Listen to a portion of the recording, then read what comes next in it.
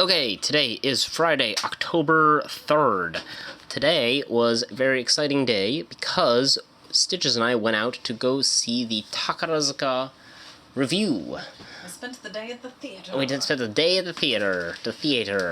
If for those of you that don't know the Takarazuka review is a very famous Japanese theater troupe. There's an all-female theater troupe that perform musicals. Largely Western-style musicals. Because they're an all-female troupe, women play the roles of men. Extremely convincingly, I think. Extremely convincingly. And it's great because it's a bunch of very hot ladies. Half of them are cross-dressing, and it's very cool. It's over 100 years old. Yeah, it's their 111th year anniversary, and so there's all this fancy 111th year of the Takarazuka review things going around. This is the one, for those of you that remember from the first video, we had tried to go to the showing of the Castlevania musical, which we were not able to get tickets for, but we were able to get tickets for the show that they were doing in Osaka. So, also, the Tokyo one is the secondarily built location. Yes. The Grand Theater is outside Osaka. Yes, so yes, because the actual town of Takarazuka is outside of Osaka. Yes. And so we went to the, I guess it was an original production, right? It had to be an original production, yeah. The original theater production of the Prince of Legend, which... we can't show you footage of, obviously, but maybe there's promotional footage out there. But the Prince of Legend musical is a very anime-coded love story about basically like a rich boy falling in love with a poor girl, but there's a whole very convoluted familial connection thing going on where like the girl is like the daughter of the first love of his dad, so like not his sister, like they're not blood related, but like there's this whole thing where like his dad, his dad is like a womanizer and like who lives in New York, and therefore his Japanese is now bad. But like he is the protagonist's father, like rich father, like fell in love with this girl, but like she spurned his advances, and he like moved on, and then but that first love had a daughter, and now the mother's died, and the dad is and now the dad left all his debt. Oh yes, her biological dad is like left her with a bunch of debt, and our protagonist's dad like is like, oh, but like I want to give back or something like that. It was really, and then it turns out that like the womanizing dad has brings out like a hidden stepbrother from like a previous relationship, so our protagonist also learns that he has an older brother who is a Yankee rebel. Yeah, a Yankee rebel, but like... a bad boy. Yeah, but then like we get to learn about his home life, and like he's literally like, you're not my real dad, because like the real dad was the man who raised me, who took my, who married my mother after you left her or whatever. And I was telling this to Stitches afterwards, and I'll probably talk about this on stream later, but I was like, that, the bad boy, rebel boy, like the rebel Yankee gang leader boy, like he's the protagonist, like he's the real protagonist with his like rich dad who abandoned him, and like he's like taking care, he's like working with his like blue collar mom and dad, and like his three step siblings who like love him. His three half siblings like think he's the coolest, and like he's like fighting. And he loves them. Yeah, and he loves them, and he's fighting for them or whatever. And then now he gets pulled into this like bullshit like 1%er world where everyone's rich and wealthy, and he's just like, screw these rich people. And then but like he also falls in love with the girl too because he thinks that she's a badass and cool, but like because she's like working and paying off her father's debts and says no to the rich boy, and I think this is cool. But the entire premise is that there are all of these princes that are trying to fight for her like hand and to be crowned the Prince of Princes. Yes, the Prince of Legend, and there's it's a very silly. Like the plot is already kind of a silly, campy romance plot where like they're the two main boys, but there are other boys too that are now vying for her attention. Yes. And or not vying for her attention, because there's the teacher prince who just wants to, like, he just wants to be the coolest man. There's a teacher who like actively says, I don't care about like, you know, this girl, I just want to win the contest so that I'm the coolest man in the school, basically. So I show up all the other men. Like and then clear, none of the adults are interested in the quote unquote high schoolers. Like that's right, and then there's her neighbor who is a beautician who was in love with her mom. Unrequited, and then after she passed away, he was like, I'm good, you know, I you know, treat her like my own daughter, or like my own little sister, like only, you know, I'm in this competition so that only a man that can beat me can date her, or something like that. And just, but it's, so they're not even all competing for her.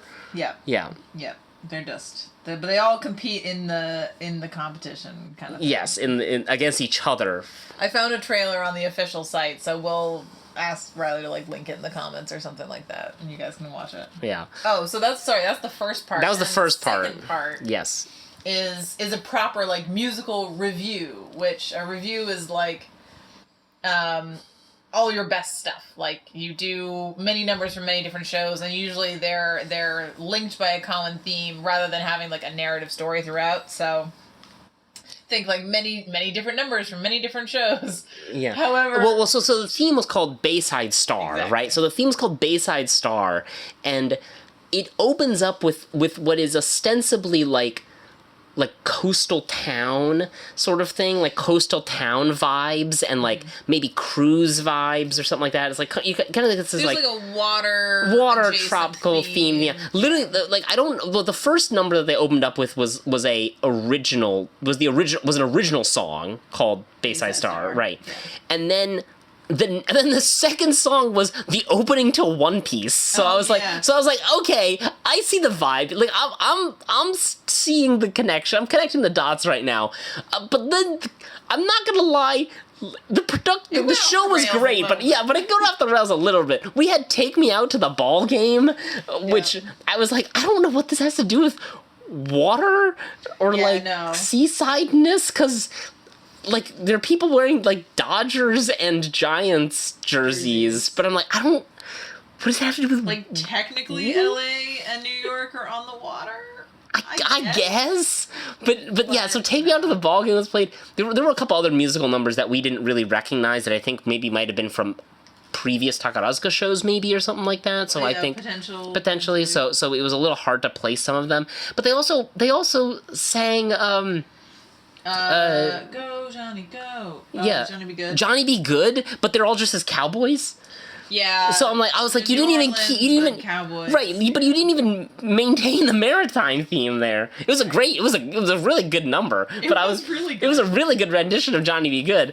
But I was like, what? And then there was an entire breakdancing portion, which also didn't make sense. Yeah, that didn't make any sense. Right, and I was like, where did this come in?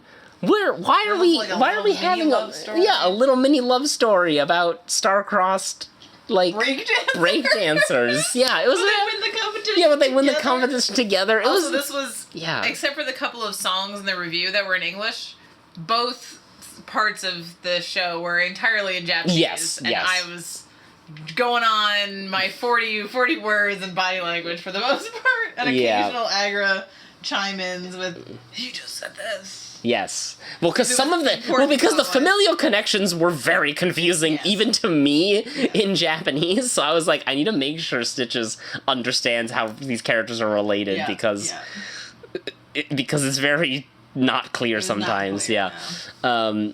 But it was a funny show. It was really there were some incredible comedic lines. There was an entire. I'm not going to try and recite all of the bits, but there was a particular section where the bad boy is training with his younger brother and his Gyaru girl fan club, and there's a Gyaru girl holding a punching pad and his younger brother holding a punching bag, and he doesn't let up when he punches his younger brother's punching bag, and all the girls go, "He's so strong," when he punches like full force, and then when he goes to the Gyaru girl holding a punching bag, he goes really lightly, and then all the girls go, "He's so kind," and they just go back and forth, and I was like dying. I was like, that is so silly. Exactly. And then I got the comedy, like I got what the he was physical doing, comedy, the physical yeah. comedy, but I didn't. But it was much enlightened to and very fun to hear. And then after he's done training, one of the other Gyaru girls goes, "Here's a protein shake," and he goes, "Oh, thanks." And then she goes,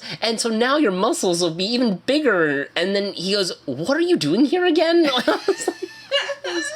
It was very funny. It was quite funny. There was an entire bit where the student council president doesn't know anyone's name, which is like, and that was like including the girl he's trying to woo, like, and his own like adjutant, like his own secretary. There's also an entire other bit where the rich boys like.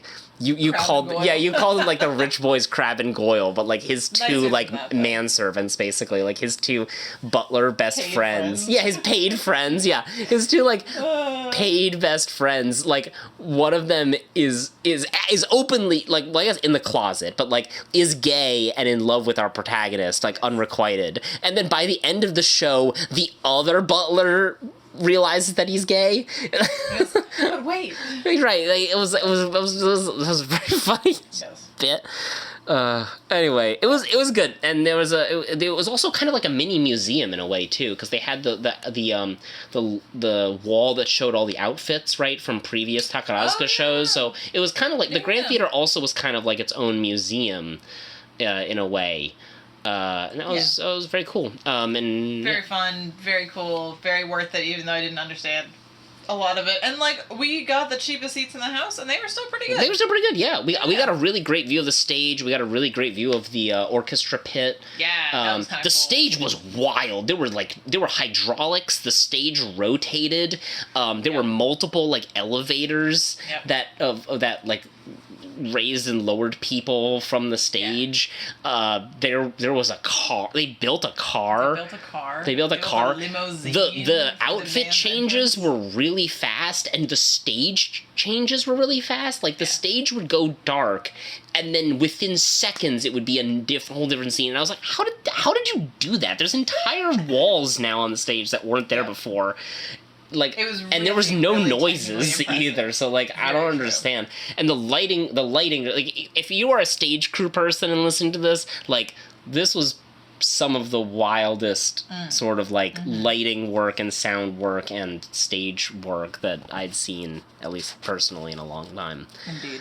But yeah, that was most of our day, and then we headed back to kind of one of the main stations that is called its own city, Osaka City. Yes, Osaka City Station, and we had udon, but I had really incredible tempura curry udon that was really good. Like it was a very good tempura curry udon. Like that was really good. And then we had parfaits for dessert afterwards. God. Just wait till you see these things, you guys. And they only had two sizes. They had either large or mega jumbo. Like that was the only two sizes. So yeah, I had to clarify that we were not getting the gigantic one, and we were getting the smaller ones, and they were still big. But I got a pudding parfait, and you got a strawberry parfait. I got a strawberry. See, that does not do the thing justice, though.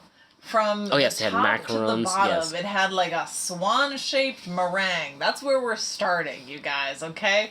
Swan-shaped meringue. And then there's whipped cream, and then there's like strawberry sauce, and there's like little bitty button macaron on top, and then there's hard ice cream, which is like the first time in Japan I've had hard ice cream, and it was delicious strawberry ice cream. And then it had like giant-ass Pocky that were strawberry-flavored Pocky, and then there were cornflakes. Surprisingly good. Japan loves cornflakes. And then desserts. Vanilla ice cream.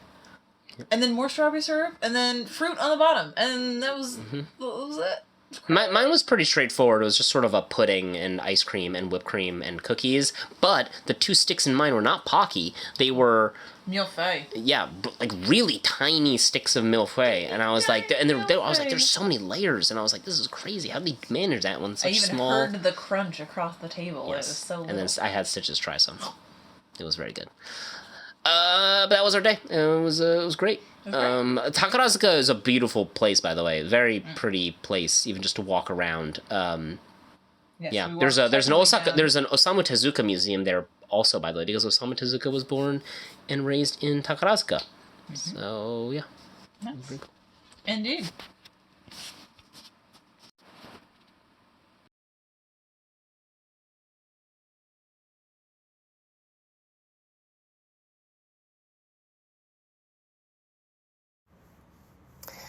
Okay, today is Saturday, October 4th. We had a big, busy day of sightseeing and shopping. Our original intention was to go to the aquarium, but turns out ticket reservations required, so we've instead reserved a ticket for tomorrow. So our plan is to go to the aquarium tomorrow. So today what we did was we had lunch at the tempura place that we really liked in Awaji. To be our food fuel for the day. And we started our sightseeing near it's not the south of Osaka, but like it's our southmost destination, which was Shinsekai, which it translates to like real future, basically, or the view of the future. It's a part of Osaka that was built, I assume in the 80s. I don't actually know the exact date it was built, but it seemed quite 80s. It's pretty 80s, yeah. But it was built as like a show of the future, like this is what the future would be like. But now it's like a very cool retro place because it's not very futuristic at all. But it does. Well, I mean, I don't know. Do you think it had like retro future vibes at all, or like a little bit? Yeah. Mostly in the less what in the shops were selling and more in the layout of the shops. Right, so there's the main like tower, but then all the like spindly streets, but then the little streets and alleys, and then it's kind of like slowly there are more and more roofs and awnings that like cover, and then suddenly it's kind of like you're inside outside back and forth between streets. It does kind of have like the architecture has a really weird space agey feeling. So that feels very like but it's kind of funky because the actual stores have like traditional lanterns and sliding doors and stuff, but the actual buildings have those weird like roofs and things. Well, it's funny to see like an izakaya front with the sliding door and the lanterns. Yes, but it's basically inside and across from an arcade. You're like, wait. Yeah, they kind of just tried to put everything all in one spot. It was like, Well, it seems like things kind of like grew that way. It is also like kind of a weird mixture now, I feel like in 2025, of really decrepit parts. Like there's parts where clearly like maybe a shop closed down and it's just burned out. Oh yeah, that was like I think I did get that on video. It's like burned out and like definitely like a fire or something had consumed it. But they haven't built anything else in that spot. But we mostly just walked around. Got video. Got completely soaked by a really like a deluge of rain that like appeared for maybe like 2 minutes. I don't know, and then disappeared. It was really hard for so much rain for a few minutes, and then we went inside a gacha place, and then when we walked out, it was just a little light rain. Yeah. I threw ninja stars. I threw shipping. I was just about to get to that. Yes, Stitches. So there's also a funky part of it that's almost like a carnival. Like there's carnival games and like air rifle and these like this carnival game that's very popular in Japan where you like use like a piece of paper to scoop up toys or there's actually no fish. Normally it's like you can get goldfish or something like that. But like you like scoop up little toys in the water, but you have to like scoop them up as fast as you can, or else the paper breaks. The paper like spoon breaks, but there was one for. They also had a lot of arrow shooting, like shooting traditional Japanese bows. Yeah, but they were shorter bows. Normally, Japanese long bows are like almost the height of your body, but these were like shorter ones for tourists and kids and stuff. But anyway, Stitches threw ninja stars. There was one where you threw ninja stars at a target, and you got 4 out of the 8. Right? Yeah. It was 8 of them, right? I hit the target every time, Mm-hmm. but only 4 stuck. Only 4 stuck, yeah. Yeah, one bounced hard and took a big chunk of the foam out. I don't know if you saw that. Yeah. Ooh. Did you see the one? Yeah, I saw the one where it also bounced and smacked into the ground. Yes. Yeah, and the tatami, and I was like, I'm sorry. Yeah, the lady was cool. The lady was real cool. Who ran that cool shop? Yeah, it's not normal to. You normally have to keep the trash on you when you're walking around, but Stitches was holding a bottle for a drink that's like it was like a mango juice. Yeah, it was like a mango juice bottle that Stitches was drinking, and then she had finished it and was holding it in the trash, and the lady just goes, and then she like pulls out her own mango drink from behind her counter, and we were like, it's the same, and then she goes, do you want me to throw that out for you? And I was like, we were like, that'd be great. And she goes, I'm actually not supposed to throw out people's trash. And she was like, but we're the same. So I was like, you're that nice lady. This is not a common juice. We haven't seen it except for this one place that we got it. So. Yeah. So but and you got like a sticker and like Ninja a blessing. That's right. Yeah, it's shaped. It's a wooden block. That's a traditional sort of blessing that you get at like shrines, but this one has a ninja on it. So yeah, that was cool. And then my highlight at Shinsekai was we found a really cool arcade that was an actual arcade this time and not a pachinko place, because oh my god, there's so many pachinko places everywhere and it drives me insane, and like no actual arcades. But this was like an actual arcade full of like old, like retro like arcade games, Street Fighter, some Gundam games, Super Mario, Bomberman I think was in there too, a whole bunch of stuff. But we found Time Crisis, and Stitches had never played Time Crisis, and I have a lot of memories of playing Time Crisis, specifically I think 4 at movie theaters when I was a kid, and this is Time Crisis 3. And Stitches got to play Time Crisis, and to play a light gun game, and she never played a light gun game before. It was pretty fun. Yeah, it was very fun. I liked it. Yeah, and it was only 100 yen. It was an actual machine. It was just 100 yen coins, and I was like, oh my god. I feel like if we found a Time Crisis machine in the U.S., it'd be like $4 to play the game or something like that. But anyway, that was fun. I liked that a lot. It was a really cool place. It was really cool. Just cool to see the old games. Mm-hmm. That was nice. Yeah. And we went and looked at Skajans too. Oh yeah, there were a lot of designs, funky designs, but not real designs like the Kyoto Skajan place. But then we made our way to the Namba Yasaka Jinja, which is a shrine, a Shinto shrine, where it's very famous for their Kagura stage being in the mouth of, like, I'll be honest, I actually didn't know what that was. I thought it was a dragon. I thought it was a dragon. I thought it was a dragon head too, but it doesn't have the, maybe I'm not remembering, but it doesn't have like the whiskers for a dragon, and it doesn't have the mane of a dragon. Well, it kind of has a mane. For a second I was like, I thought it was like a foo dog head, but now I'm thinking it was just like a demon head, and I was like, it would be wild if it was demon head. Maybe it's meant to be a dragon, and it's just missing certain components that are traditional to dragons. But would be difficult nowadays. Yeah, right, or be difficult to carve into rock or stone or something like that.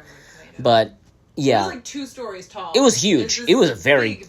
If you can imagine, at least 6 people on stage or 10 people. How many people are in Kagura? It depends on the shrine, but at least 4 to 6. But it probably could fit on the stage. But like lots of people on stage in a full stage, and then they're just in the mouth of this. Yeah. So it's huge. It was huge. Yeah. It was very cool and very impressive. Even in the rain, though, mobbed with tourists. So I'm glad we just kind of like went. But it was nice. It was really cool to see. Yeah, it was really cool. There were a bunch of other smaller shrines too. Mm-hmm. The Inari shrine at this Shinto place, I thought was really neat because it was like there were like 4 small little Inari shrines. Mm-hmm. There was also a big statue to a horse god, which is something I've been noticing more and more. Is like we saw one in Kyoto, and we saw some in Kyoto, and we saw some in Osaka of horse gods. And then we made our way up Dotonbori, which is the famous Osaka, like there will be videos of Dotonbori. It is like the part of Osaka that everyone knows in Osaka. It's got the big Guriko man doing his like arms in the air pose by the river, and all of the crazy lights, and it's Times Square times 20. Like, it's huge. I keep saying it's like Las Vegas, but yeah. It's kind of like, well, it is and it isn't. It is like Las Vegas in terms of, like, lights and stuff to buy, but it's not like Las Vegas in the sense that, like, everything isn't adult-themed. There was a lot of weird 18-plus stuff, though, that we keep finding in Osaka in generally, but yeah. There's a sale for Gucci, there's a shop for Gucci, and there's a shop for, like, secondhand. Yeah, I guess so. So like shopping. I guess so. I just feel like I've been seeing more pachinko here in Osaka than we have in other cities. That's maybe that's partially why I keep thinking Vegas, is because there's so much. I mean, you'll find pachinko all over Japan, but I feel like there's more pachinko here in Osaka. I think it's just a bigger city. It's just a huge. It is a big city. It is basically the rival to Tokyo, so could just be that. Yeah. I think for me that's what it feels. Mm-hmm. But it was cool to walk up and down. We did have the objective. We had an objective of looking for a suitcase because we've just determined that we just have too much stuff right now that we can no longer just have our 2 backpacks. We need. I bought too much jeans. Too much jeans. I mean, I also went a little crazy at the Ghost in the Shell exhibition. Yeah, so we just decided we're like, we need a suitcase, but it's fine. We were planning on getting a suitcase anyway in Tokyo, so I'm still proud of us for making it through this trip with just our 2 backpacks up till now, all the way up until Osaka. A month and change, basically, right? Like 5 days, 6 to 29, 30, 31. I'm gonna count the rest of our Osaka stay as I think 5 weeks. Yeah, 5 weeks with just our backpacks. Yeah. So yeah, and we're probably gonna like actually empty most of our backpacks into this suitcase. I think that's it though, right? Tomorrow aquarium. Tomorrow a minimum. Oh, we went to B-side label. Oh yes, we did go to B-side label. There are 2, so we went to the one near Dotonbori. Well, they're both Shinsaibashi. Yes, we went to the Shinsaibashi B-side label. Yes. Where we got some of the cool Osaka stickers, and just everyone that works at B-side label is a cool person who thinks that it's cool that we've been to other B-side labels and they love talking about stickers and art. Yep. Yeah, I think they recruit their staff entirely from like artsy college students or something. Like, it's gotta be, because everyone's just cool.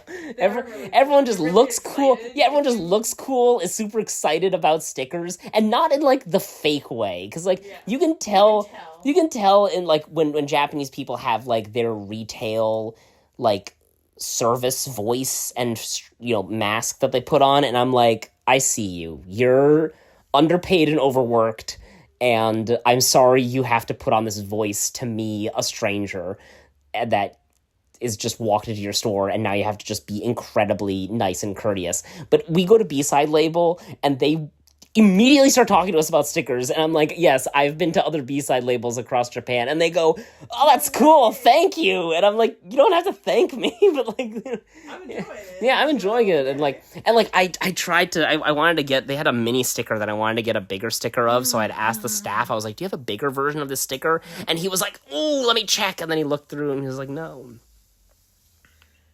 Not the one for this, but we have this other, we were looking for like the girl version of this, and he's like, no, we have a big one of the boy version, but if you go to the other one in Osaka, they've got all these stickers, and they can help you out with that. I was like, okay, nice. You like this? He liked the sticker too. He was sad you didn't have the right. He was legitimately about to he was really upset that like he did not have this other sticker for me. He was like, I'm so sorry. I was like, it's fine, dude. I'll go to the other store. I'll go to the other store. But thank you for looking through your inventory. Like you didn't have to do that. I was just it was very funny. Always cool people at BC Label. But yeah, that's it. So I think tomorrow our plan is aquarium, other B-side label, and then we're gonna go to a cool video game bar. I think is our plan. Woo. Yeah. All right. Bye. Bye.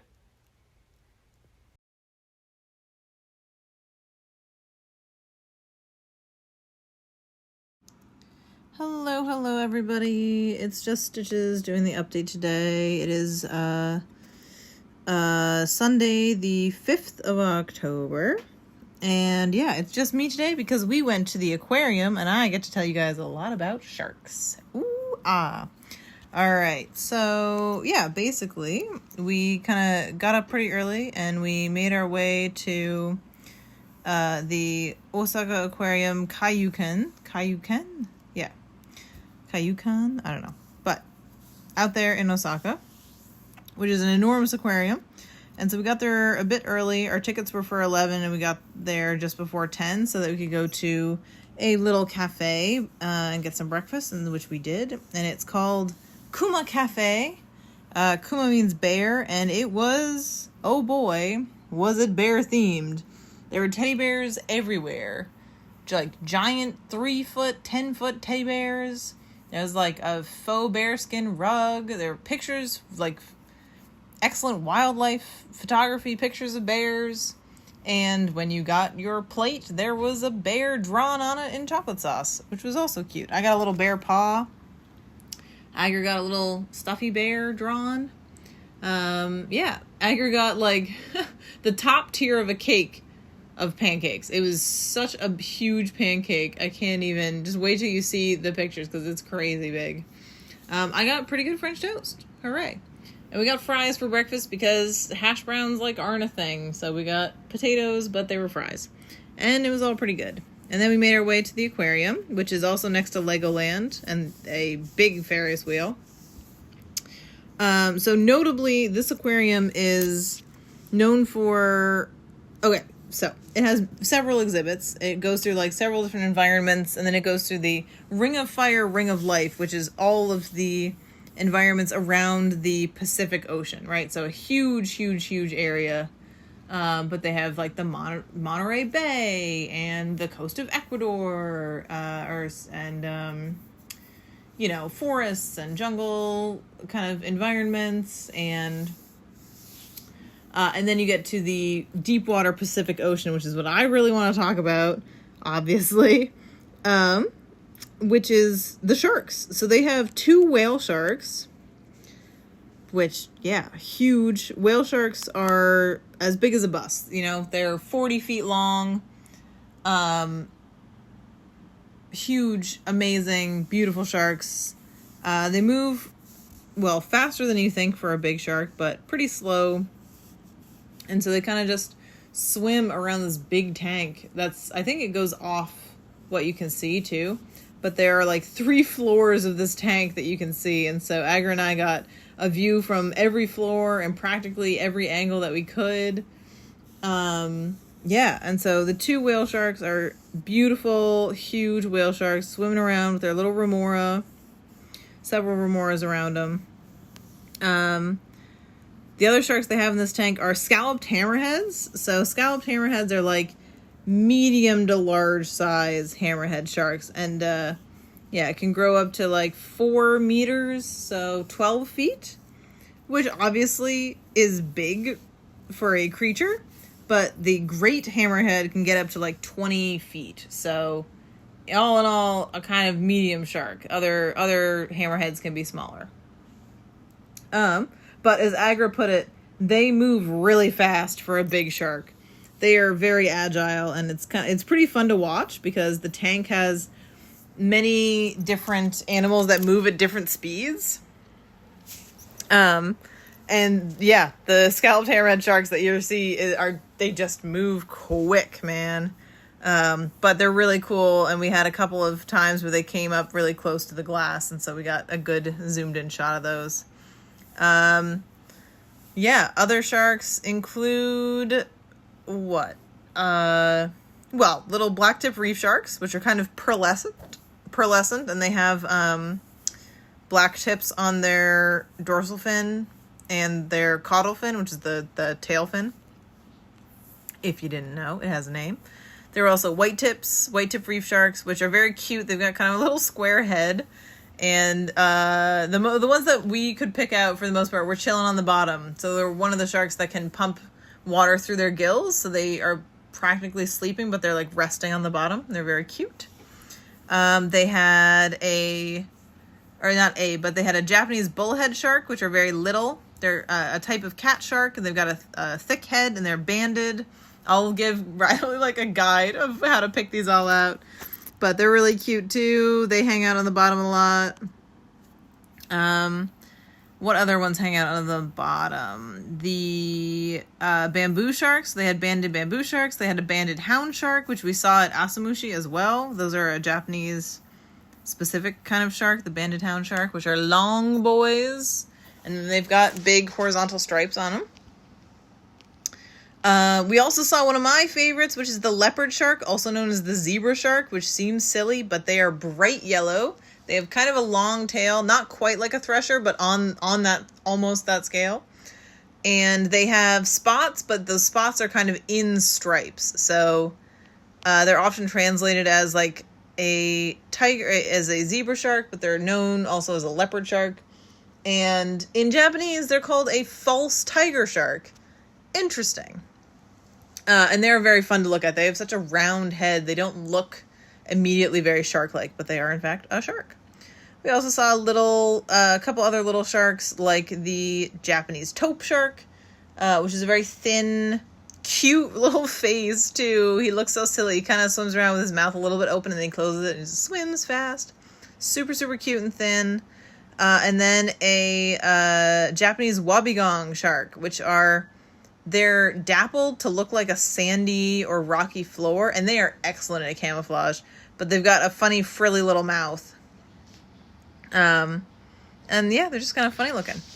So 2 of my other favorite animals that we saw in this whole thing were 2 kinds of guitar fish. So guitar fish are in the shark family as well, but I've never seen them like in real life anywhere. And so it was really, really cool to see them. So there's a bowmouth guitar fish, which was honestly huge. They're so much bigger than I expected them to be somehow. So just look out for them because they're really, really cool. So guitar fish are characterized by their side fins, being huge and triangular. So these sharks are kind of shaped like a kite almost, where the top of them is big and triangular, and then they have a long tail, and they also have quite distinct like dorsal fins.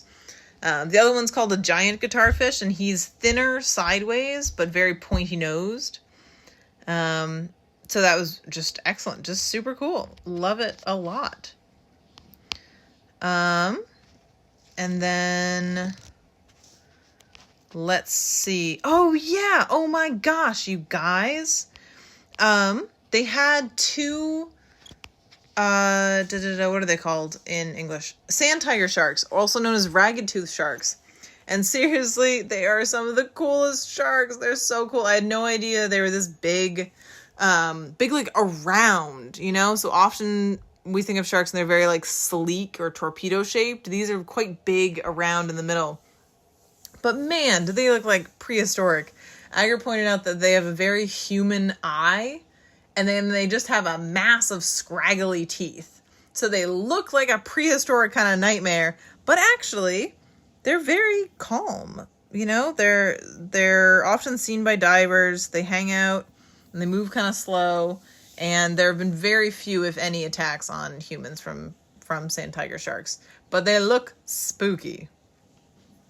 So they were awesome. There was one really, really good shot we got where them coming right up to the glass. And so you could see all those teeth and eyes and everything up really close. You could see some of the sharks, they come so close and they flex so fast. You can see their muscles flex under their dermal denticles because they don't have scales, but they're, what is scales for a shark?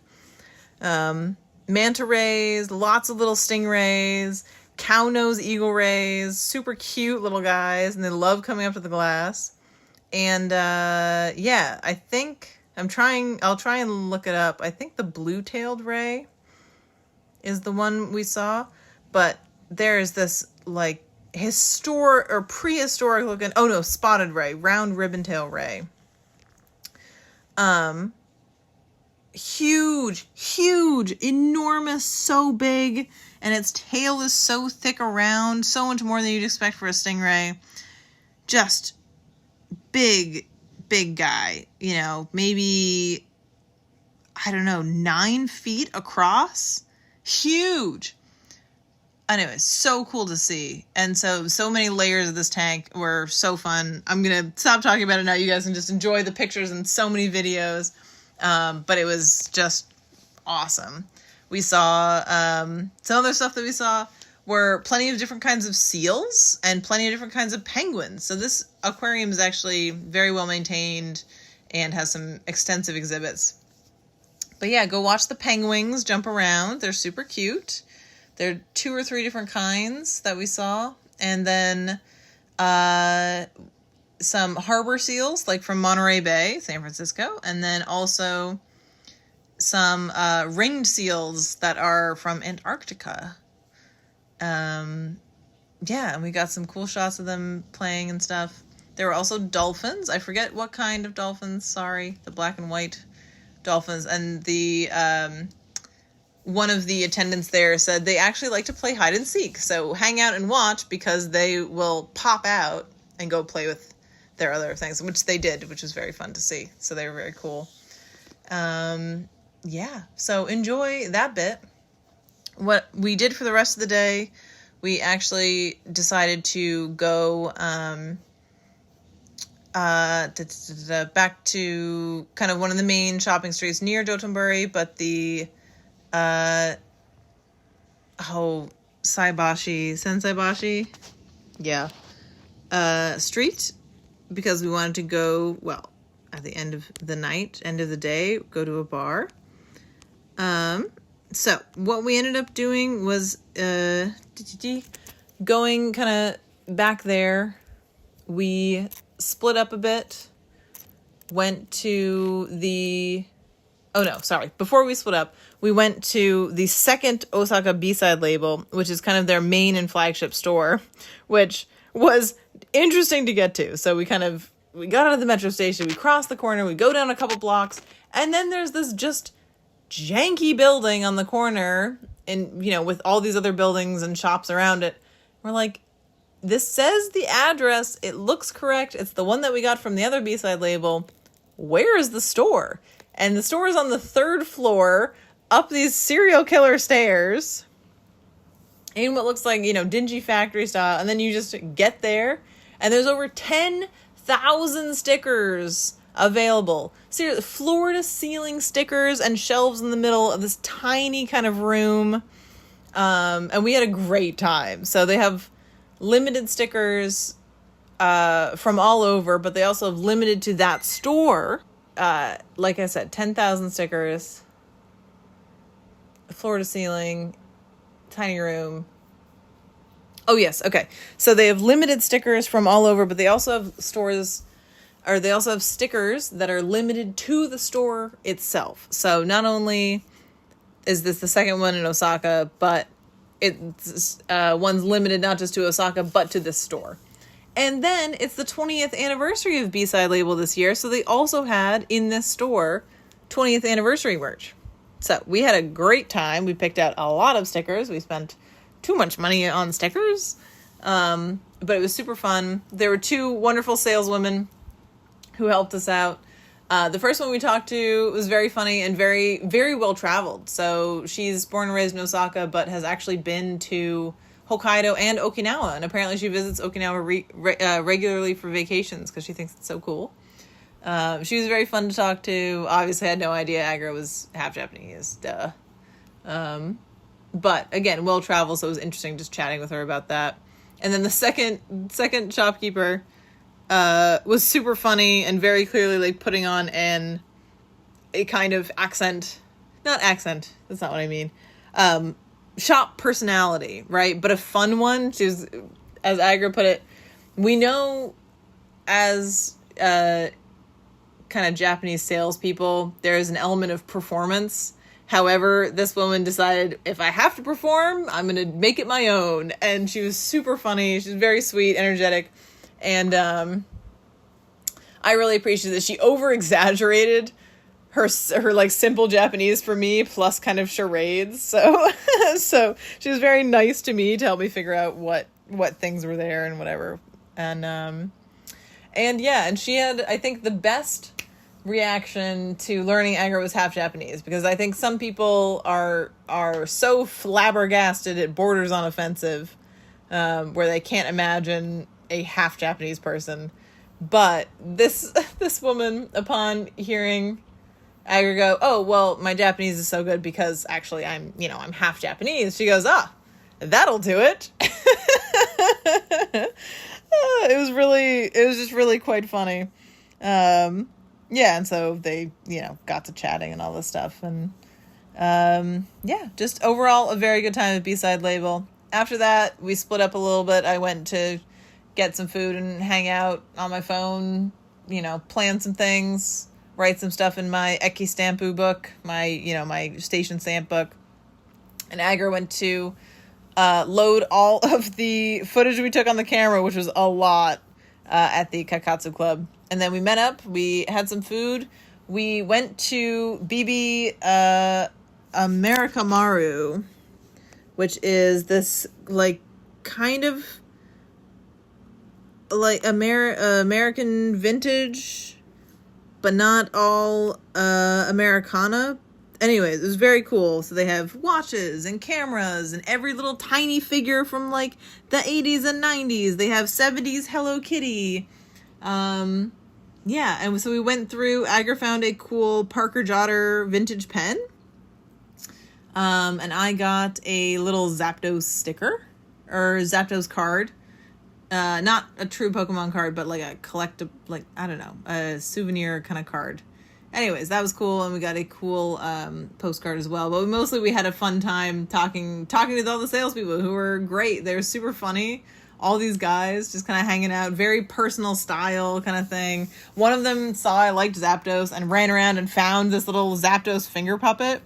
It wasn't in great shape, so I didn't buy it, but it was very funny. It was very nice of him to go get it. Yeah, obviously none of them knew and were flabbergasted when Agra told them he was half Japanese, but they were funny about it anyways.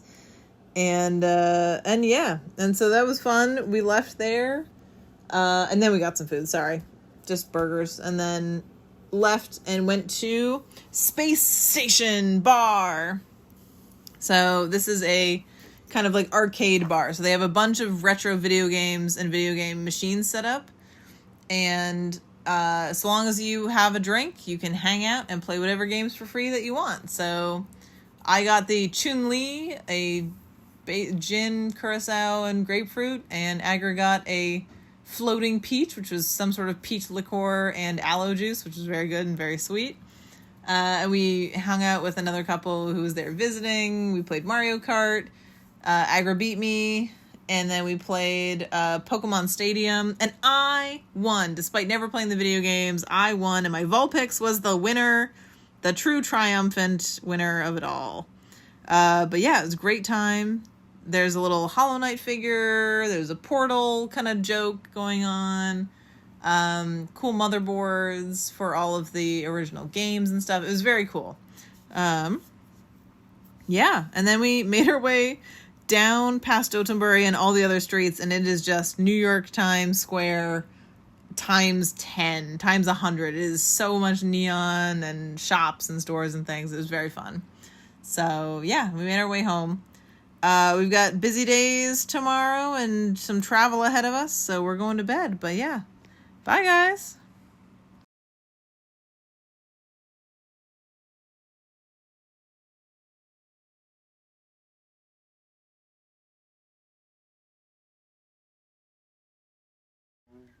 Hey everybody, it is Monday, October 6th, and we're recording a little earlier in the day. It's 4:30, because we're probably not going to do anything interesting. We're just going to do laundry and chores, etc., because we are leaving Osaka tomorrow.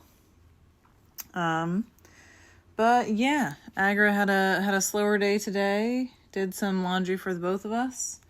And I had a solo adventure out to Kyoto because I wanted to go to a specialty sashiko thread, or they also do silk thread, but I went there for sashiko thread shop in Kyoto. So this is a recommendation from the host of the workshop that I took, and beautiful thread, and I got some that is naturally dyed with like local botanicals and stuff, including a couple times of like trees and leaves and things. And so they're very pretty, like burgundy and light purpley gray and dark gray, and then some chemically dyed white and light gray. Very cool. My main mission today, other than going to the fancy thread shop, was to also find some, vintage kimono to kind of use in future sewing projects, etc. So, that's basically what I did. I did a lot of walking. Took some pictures of like 3 other temples I walked by, because I just did a lot of walking today. I didn't use the metro except to get from big city to big city. But yeah, went to the beautiful thread shop, walked up towards Nishiki Market again, and went to kind of a tailor shop that has a lot of fabric and other supplies. I got a couple other sashiko thread colors there, but no real kimono fabric. And then I went to a couple of the antique and reuse sellers for kimono and haori and yukata and jinbei and all the like traditional kind of clothing. But some shops sell really nice stuff for very high prices. Worthy prices, but still very high. And yeah, I wanted something that was a little more, because I'm not going to walk around wearing a kimono. But I would like something for future sewing stuff. So I ended up finding an obi, which is the big wide silk belt that goes around the person's waist of over the kimono.